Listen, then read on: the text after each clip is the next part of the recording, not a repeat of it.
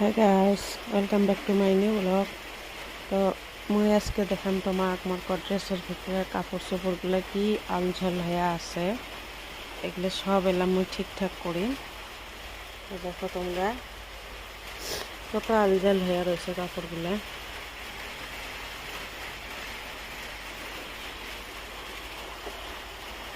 তো কাপড় চোপড়গুলো গোছে গোছে আমি এই সাইডে করতাম, আরও এই সাইডে সব সাদা পড়া যত বস্তু আছে সব দেখো কত আলঝাল হয়ে আছে। এই জায়গাতে আছে মেখলা চাদর। আমার সব গোছানো হয়ে গেছে, দেখেন।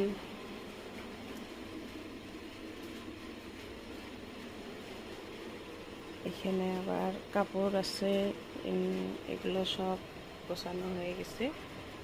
এগুলো সব ঠান্ডার কাপড় হয়, এগুলো